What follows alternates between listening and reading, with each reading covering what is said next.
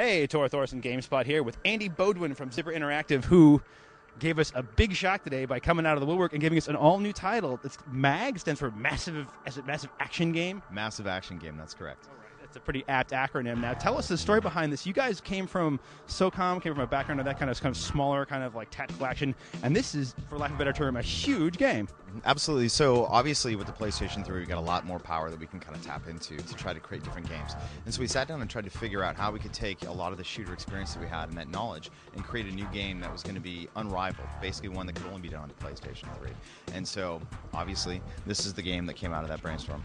So you went in with the kind of express mission of being like, I want to tax the PS3 to its absolute limits. Well, obviously we wanted to create, first and foremost, a phenomenal shooter experience for players. But, I mean, that's definitely something that this hardware can do that is going to be very unique. Now, and speaking of a phenomenal shooter experience, this is like almost unprecedented. 256-person battles, is that true? That's correct. Absolutely. That's crazy. So how will this work? You mentioned there's going to be squads. Can you break down kind of how the order of battle will go? Will there be factions like one side against the other, all the squads against each other? How is this going to work? Absolutely. So we actually drew inspiration from real-life military operations where you don't get an entire company of soldiers, just throw them on the front line, at least not since Gettysburg. We try to do that, and we all saw how that works. So what we wanted to try to do was draw inspiration from real military actions where you can look at, okay, one squad, their goal is to hold this bridge, or a second squad's goal is to try to blow out these gates and try to make way for vehicles that are coming in to do escort missions and things like that. So throughout that whole action, you'll drop in with either 7 of your best buddies or 7 players that we've matched you up with that are going to work with your similar skills and talents as a soldier. And then you have a number of objectives that your team's supposed to try to overcome.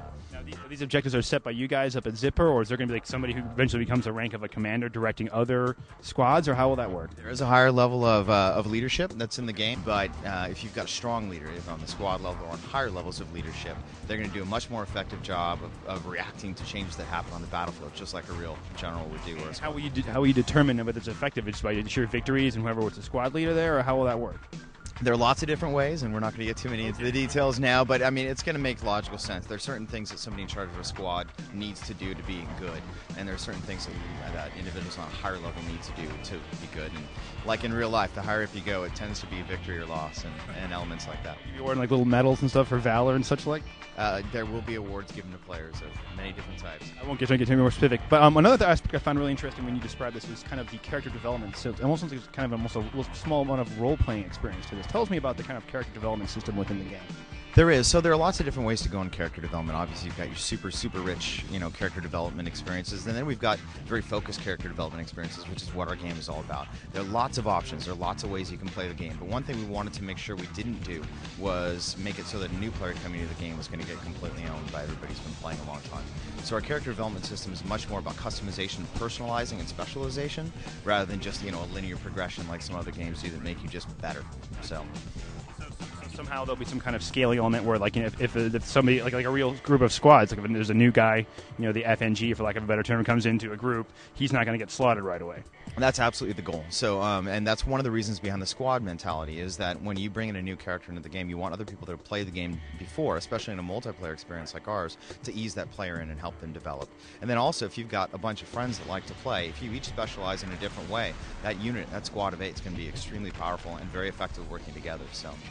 Would that be like a clan? Can you always have the exact same squad? Will it be like a tight unit, or will it kind of mix and match out? It's up to you. So it's up to you how you want to play. Obviously, with 256 player battles, you're going to be working with people potentially you don't know.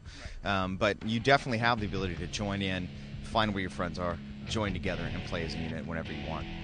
And I know that SOCOM Confrontation, one of kind of gets your alma mater, for lack of a better term, the SOCOM franchise, is all multiplayer. Is this going to be strictly multiplayer? This is strictly multiplayer, correct. Yeah, we wanted to make sure that we focus. I mean, there are lots of different ways you can do it, but the technological achievements as well as the game design challenges of this kind of game made us want to put all of our efforts into making that a rock-solid experience.